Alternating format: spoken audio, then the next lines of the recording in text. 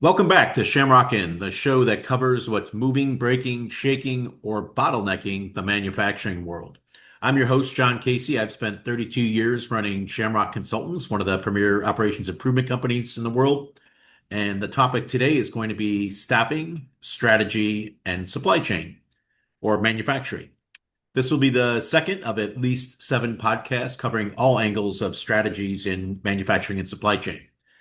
Today's topic, like I said, is going to cover staffing. I'm joined today by Isaac Evans. Isaac is a senior director for Talent Compass, who I believe is out of Santa Monica, California. Welcome, Isaac. Hey, thanks for having me on. Appreciate it. You bet. If you don't mind, tell our audience a little bit about what you do, what your company does, and a little bit about your background, and then we'll jump in from there. Yeah, appreciate you having me on. Kind of grew up in the manufacturing environment, so natural to be here. My family owned a small tool and die shop in northern Indiana, so they did manufacturing for a number of medical device companies, kind of in the Midwest. Went to school, thought about being an engineer. Was a little bit too people-y for that. Ended up going to sales and people route, and kind of worked my way through a number of private equity and venture capital backed companies. The last one took all the way to going public before moving over to Talent Compass to help organizations like the ones I had previously worked with kind of scale and grow with people. Saw the bottlenecks that happened in my own family's business, saw the bottlenecks that happened in the organizations I was working for as they were growing either towards, an acquisition or towards going public, and wanted to kind of build out strategic ways for companies to achieve their goals kind of in a strategic way when looking at people as opposed to being so reactionary. And Talent Compass is a decent sized company, right? Yeah. So we've scaled quite a bit since I've gone there. I think we were about 25 when I came over. We're now at about 115 full-time employees. Delivery team based in California, Santa Monica, like you said, and then we have a couple of directors with key offices in the United States. I know you and I have chatted many times actually about the importance of the right and wrong hires, even the perception of, like I said, of staffing strategies, specifically in manufacturing. We see it a lot. And today, we want to talk about if you're just looking at it as filling jobs, well, that's what you'll get. I think there's a lot to be done strategically. Succession planning is certainly an opportunity that I think we should talk about. And just in general, it seems like I see the end, or sometimes the beginning, I think, of what you do. And that being that, we go in and the first thing we do is an assessment, right, of organizations. And uh, frequently it's not, I mean, there's not bad people. It's just, it seems like there's definitely some bad fits in roles, or there's no fit in roles, or there just doesn't, it seems to be kind of hit and miss. So, what are where are most companies that you encounter today when it comes to staffing strategy? I think when we look at staffing kind of overarching, going back to really COVID, I think that was a real kind of flashpoint for everyone. It was one of the first times in recent memory where we did have a real employee favored market. And I think it caused a lot of organizations to quickly realize, hey, we need to look at staffing very strategically. We saw very high quit rates, very low firing rates, and just a strong impact across the board on production, on goals, on succession planning. Like you mentioned, we just weren't able to retain the people we typically were able to do. Hmm. Now, I think 4 or 5 years later, we're looking at it, and now we're back into a low hire, low fire labor market, right? Hiring rates about 3%. We see in a lot of our Right. manufacturing companies that we work with. Quit rates roughly 2% year over year. So we're not seeing the turnover we saw, but what we are seeing from a lot of the companies we work with is it's very easy to slip back into the lazy kind of thought process that we fixed or solved the hiring problem.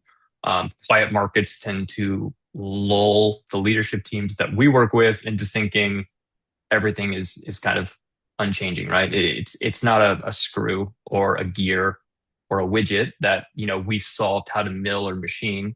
It's something that for right now is kind of in a static state, just based on the economic situation that we're in. But eventually, something is going to happen that's going to change that, right? So I think those companies who are able to anticipate and be strategic about what those changes are going to be and pair those with their business needs are the ones that are going to come out ahead. They're being reactive today, is what you're saying, Mhm. and not as proactive. And I think we got a lot of buy-in immediately post COVID that we need to be really strategic about what we're doing. Right. And I guess what I'm saying now is a lot of the companies I think have kind of forgotten some of the lessons we learned during COVID on the importance of the strategic piece and have slipped more into that reactive mindset, just because of the labor market being a little bit easier from the employer's side of things.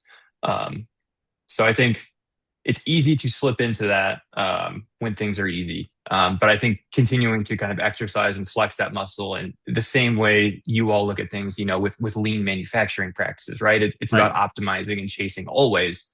It's easy to do that when you feel like you're losing money or when it's difficult. On the hiring side, people tend to do that when they feel like they can't put bodies in seats or when the market is really hard. But when the market is kind of static, we tend to lose the motivation to kind of keep pushing on some of those more strategic elements. And they almost get forced, right, into, at least mentally. I think that's a mindset.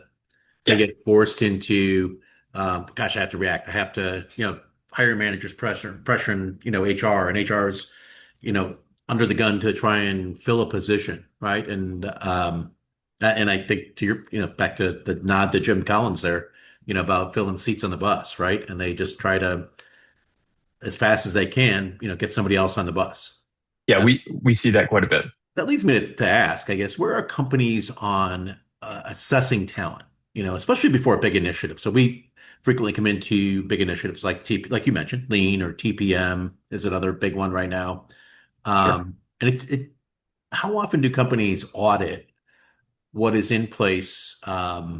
Not just when they're buying a company, but like when they're starting a new initiative. On that one we definitely see, and I think something that the manufacturing industry has been excellent in for decades, right, is the ability to design strategy. So in great detail, we understand the manufacturing process, the market, the product, the operating model, the supply chain, and all those complexities. I think where we tend to miss a beat is we figure out the team on the back end, right? We spend all of the time and the energy and the effort doing the traditional things, and we just say, oh, we can figure out how we're going to bring this to market later. The next common kind of step from that is when we do get to building out the team, we hire for technical experience. Mm. Oftentimes that leads to our organizations being disappointed because we've now spent a bunch of money to go hire technical experts who don't necessarily have the leadership background or Yeah. organizational professional exposure. So now we have to then either replace them, which is expensive, or send them to some sort of program or build a leadership academy or spend a bunch of money is what it amounts to doing to fix the hire we made.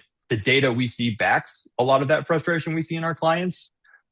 We see a lot of our clients saying they hire for, technical skills. Right. 94% of the organizations that we've worked with say that's the number one thing they're hiring for.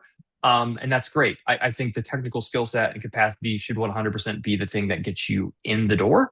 But when we're looking at some of the key hires on the management director, supervisor side, that leadership capability is kind of what's going to allow you to scale your initiative. That's what's going to allow your strategy to hit Yeah. home and be successful. So I think where we like to kind of come in and help leadership reframe is yes, hire for the technical skills. Those need to be what get you in the door.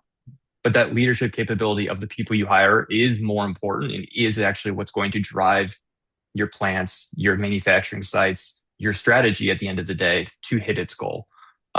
So we need to hire leaders, not engineers. We need to make sure that the leaders can speak to the engineers, but we don't need our best engineer to become our best leader. I definitely see that in manufacturing because I would agree with you. I think that to drive TPM, to drive lean, to drive any strong initiative, I mean, you need to bring other people along, which is leadership skill. And it's, business skill. And it's, to your point, you're hiring these technical folks because that's what we walk into. Yeah. Um, and like a plant manager or a director of operations or even a production manager, et cetera. And sometimes they'll have TPM experience, but they'll have TPM experience as a user. I can use a computer. I can guarantee you I can't teach anyone else how to use a computer.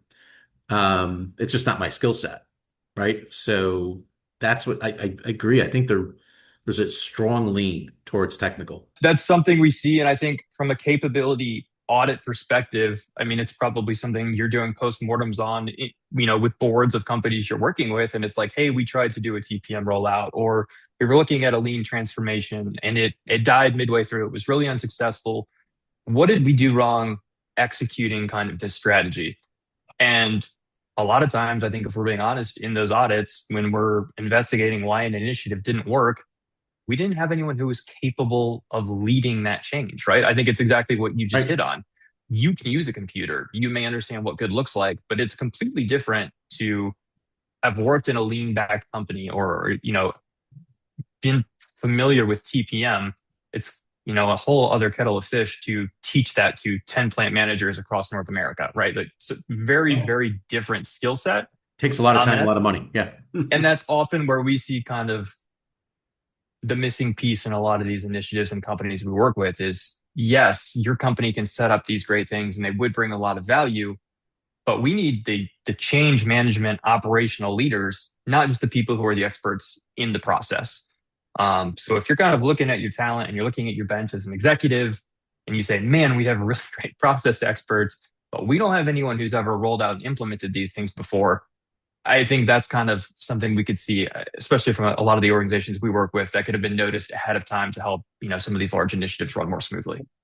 If people can do anything, in other words, I think they frequently, in a lot of areas, they chase lagging indicators. So what's already happened.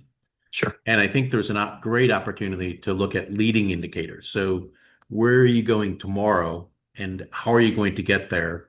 And to your point, do you have tires on the vehicle, right? Have you checked Yeah. the air in the tire? I mean, are you actually going to be able to get where you want to go? So there, and that leads me. I know we're kind of I feel like we're beating up the industry, and there's a lot of No, strengths in not the at all. staffing market today, right? I mean, Absolutely. what are some of the strengths that you see in the staffing market today? In the industries we work in, right, I would say, not to throw another industry under the bus, but healthcare probably has the most to learn here from manufacturing. But I think where manufacturing has been incredible and a real market leader is their ability to really dial in on the data of people. People like to ask us what we do and kind of the IP we're built on. As our founder wrote a book that I like to say is more or less, how do you moneyball people? And I think that's always spoken really well to the manufacturing and industrial space, because obviously they're working on slim margins a lot of the times, and a quarter of a percentage point may make a huge difference at the scale we're talking about. So I think the ability to create data sets, look at data, analyze who is going to be successful and why, and really dig into, like I said, not to use a buzzword, but like the money balling of the talent, right? Where do we Right. need to find people and what skills are actually successful and predictive of success, right? What may look good on a resume may not be what's successful in our organization. So if we can be really predictive about the backgrounds or the skill sets that end up being successful for us long term, let's isolate that and let's find a way to, expound upon it so we have more and more success, more and more hits. When we're talking about hiring at scale, it's not like an executive search. It's never going to be 100%. But in keeping with the baseball analogy, how do we raise our batting average? If 40% of our hires are becoming managers, what would our organization look like if we had a hit rate that was closer to 60%, right?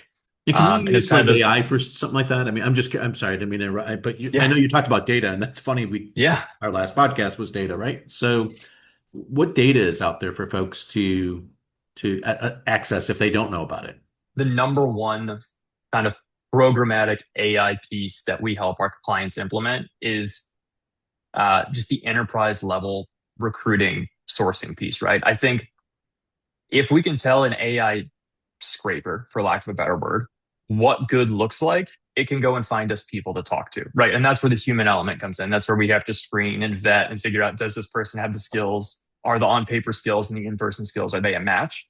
But as far as like, what we used to do, which was keep a Rolodex or scroll through LinkedIn or post a bunch of job boards and hope, a unicorn walks through the door, those are sort of outmoded methods of recruiting at this point in time. Okay. Now, what we really want to do is say, hey, John, if we could build you a plant supervisor in a lab, what does good look like? What are the key core skills that that person needs to have? What does the background need to look like ideally? And then we can go set, very specialized AI sourcing tools to go out there and pull, if we want to relocate them anywhere in North America or globally, or if it needs to be in a very specific geographic region, we can source there first. But what that allows us to do is, kind of like a sales funnel, right? It allows Right. our recruiters to spend time talking to verified leads who we know if we can get them on the phone and be interested are probably going to be a good fit, as opposed to wasting a lot of time. It's what in recruiting parlance, what they say, kissing a lot of frogs, right? You talk to a lot of people to figure out who the prince actually is going to be. Our hit rate on that is now much, much higher with some of the AI tools that we allow ourselves to use. So what does a good staffing strategy actually look like? Like 6, 12, 24, 60 months? I mean, I don't know even how far out someone should look at if they're just sitting down, right? I'm Joe, Joe or Yeah. Mary, at the company, and I've got it. Now I've watched this podcast, and I'm like, okay, I'm gonna sit down with a strategy. What does that look like? I think the first step, kind of like what you were saying with the implementation with a new client, the first thing we like to do is sit down and figure out, okay, let's look at all the open roles you have and let's assign a dollar amount to every open role in your organization, right? If you're trying to actively hire for a person, they are obviously adding value to your organization. Let's put a dollar amount on it. If we can do that, we can then calculate the cost of the business of these open seats being there. And I think that's where the modern staffing game really comes into play. It is looking at temporary to permanent, temp to perm solutions versus direct hire solutions versus internal referrals, kind of employee growth, and figuring out, if last year we think left $10 million on the table, what would our run rate look like if we left $5 million on the table? And what would it cost for us to achieve that?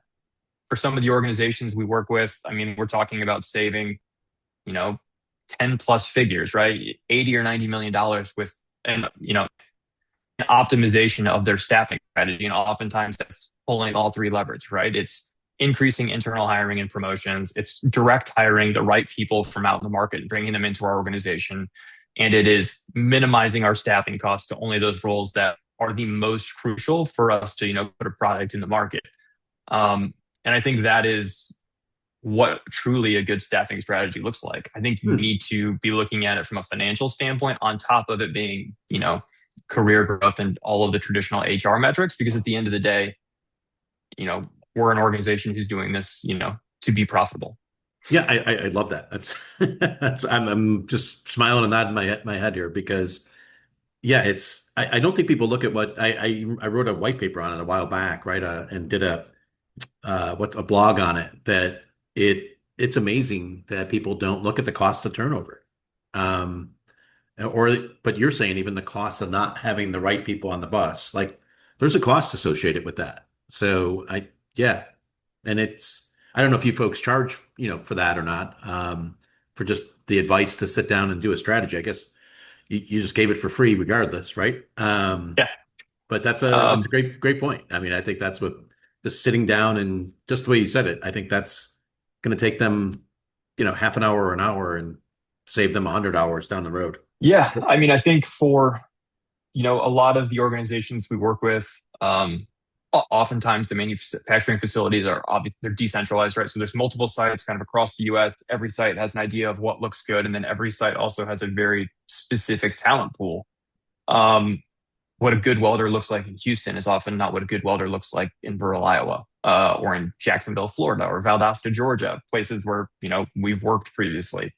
And I think what we need to do is be able to put a number to that welder, right? If they're capable of doing the job and they're bringing our organization, let's say we figure out they're worth, $140,000 a year, and we're going to pay them 85, and that's with their burden. Well, we're leaving roughly 55, 60 grand on the table by not having that person in our organization, which is roughly $1,000 a week. And if we're missing 10 of those, that's $10,000 a week or 40,000 a month. What do we need to do to fix that problem? And I think looking at it through that lens, you know, gets a lot of buy-in from not only the COO, who is usually bought in from the start, and the HR leader, but also the CEO and the CFO. And I think that's how we kind of like to strategically look at some of these, roles and organizations that we're working with. Is if we can put a dollar value on these roles, it becomes much easier to have strategic level conversations. And I think that's what some people are probably, who are watching this are saying to themselves, right? There's a difference in the organization as well. Like you said, I think there has to be some customization to it because, if you're BP, who I can say they were a customer at one time, or Sure. you're that small, steel mill in I'll just say Iowa. Uh, Sure. I'm thinking of a very specific one that, yeah, there's what you need that person to do are two different things based on, the way your roles and expectations are set up for your company. So that's a great point. How do you know, though, when to build the in-house talent? I think you hit on that. And I Mhm. want to kind of wrap things really with that. How do you know when to build the in-house talent or outsource talent and go get some other talent?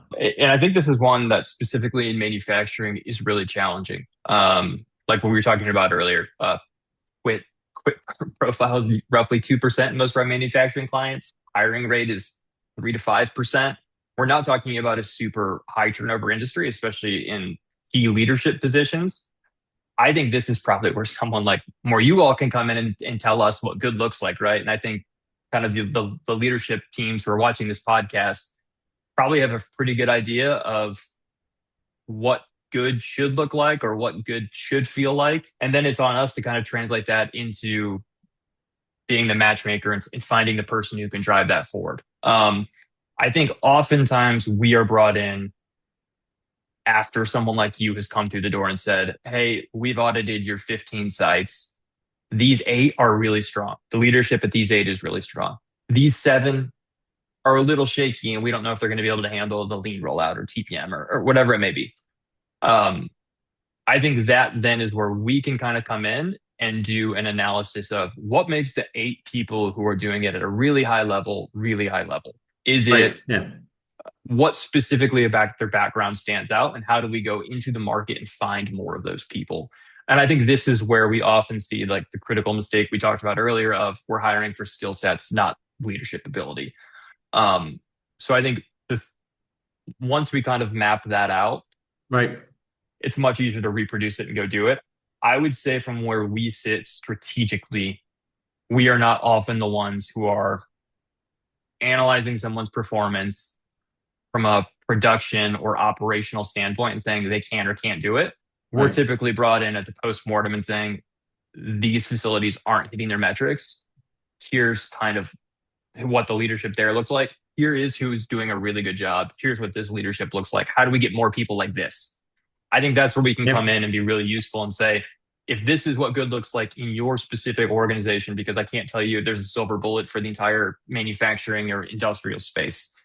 There's not. Every organization is run differently. We work with everything from, like I said, venture companies, PE-backed, family-owned, large private and public organizations. Like you mentioned with BP, who is going to be successful at BP is vastly different from the person who's going to be successful at the family-owned steel mill in Iowa. Completely different working environments and styles. But what we can do is come into your organization, look at the leadership structure, look at historically who's been successful, and say these people are going to be fits and these people are probably not, and do that at a very high rate. Good. Great point. Really good point. I guess in a way, ask an expert is what I heard you say. yeah, Um, yeah, what I'd say else? yeah. Please, yeah, What, what else would you, if you could leave folks with a couple of maybe a tidbit or two? What are you very passionate about? Personally, I guess I would say, it's just have the strategy, is to begin to think about the strategy. To your point, begin to set an expectation or acceptable, limits or boundaries or behaviors to your leadership team. I'd say start at the top, kind of begin to build there and figure out what you have and you don't have. And you and I were talking about this earlier, because I'm approaching that, point where I'm starting mhm, to think towards the end goal, right? I mean, I'm yeah, probably going to retire in a few years, and so are probably a lot of other people, and who replaces that person? So I think that's one idea. But because we talked a little bit about succession planning up front, and what would you leave folks with? What are one or two really good ideas yeah. that you can leave folks with? Yeah, we'll touch on succession planning first. So I think this is one that is going to be of critical importance as we move forward. I think Right. looking at the organizations we work with in manufacturing and in the industrial space, we have seen what we would consider entry level professional or white collar positions decrease on average 7 to 15% among the organizations we work with. So this is your 22 to 25-year-old college grad with very minimal experience. Um, our internal thought on this is obviously we're seeing much more use of optimization of AI and using it enterprise wide, which is excellent. The downside of that is is this going to create a leak or a gap in our leadership pipeline? If we are going to need to have our next group of managers for succession planning in 7 years out of kind of that core class that's now 20% smaller, let's just say roughly, what is that going to look like to our organizational structure? And then what are the long-term implications of that as we move further up the ladder? Um, how we do that and what good looks like there in that space, I don't know if anyone has fully mapped out and figured out what good looks like yet. But I do think it's something that we, when we're talking to our clients in a quarterly business review, are highlighting, saying, hey, if our supply chain class used to be 10 people that we brought in that were new, younger people to kind of build out kind of across the organization. Now that's going to be like 6 for next year. Well, that means our pool of potential management candidates is now going to be smaller as well. So just kind of figuring with that and growing with the technologies that we now have and figuring out how that's going to implement and affect our business, I think is something that is going to be really painful for the companies who are reactive on that front, because there is not going to be the talent pool of people we have now, as you mentioned, more and more people specifically in manufacturing aging out in those very senior leadership positions. On the other set, I think the one thing, if you're an executive, you're sitting here, you're still listening to the podcast, which I thank you for, is if you're in a meeting and you're thinking about where you're at, I think the red flag that should go up in your head is if we say we'll figure out the team later. That is a strategy. In my opinion, it's a faulty strategy, right? If we're going to spend the money and we're going to spend the time, or we're going to spend the diligence building out every aspect of the product and the supply line and the marketing, we should spend the same amount of diligence building out the team. Because if we're looking at growth, and I'm a business development salesperson at heart, if we're talking about growth and revenue, love those conversations. But all of those conversations regarding growth are strategies we have made as a bet on people we haven't hired yet, right? If we're saying we're going to increase production or open a new facility or anything on that front, we're saying we're going to do that based on the skill sets and the abilities of people who are not in our organization yet for the most part. So we need to make sure that we have a program in place that allows us to bring those people in-house, make sure they're going to be successful, and lead those initiatives for our organization and move the ball forward. It's like saying, in the middle of a race, the tires in the car are wobbly. We'll have to look at that after the race. Yeah, I wouldn't recommend that. It is much easier to audit your talent pool before Today. you implement the strategy than during the postmortem when you're trying to figure out why it's not going as well as you wanted it to, or after the implementation has stalled. And what it costs painful. Yes, it's painful and sometimes excruciating whenever you do it. It's almost like an expense report for a lot of organizations. I don't think anyone likes doing it. But it's easier to do it up front than it is in the back end. And it'll save you more money to be preemptive about it as well. Well, thank you, Isaac. Great conversation. Thank you. Thank you. Appreciate it today. Hopefully the audience appreciated it as well. Certainly, please feel free to leave your questions on LinkedIn or YouTube, and we'll be happy to answer them, or have Isaac answer them if he would.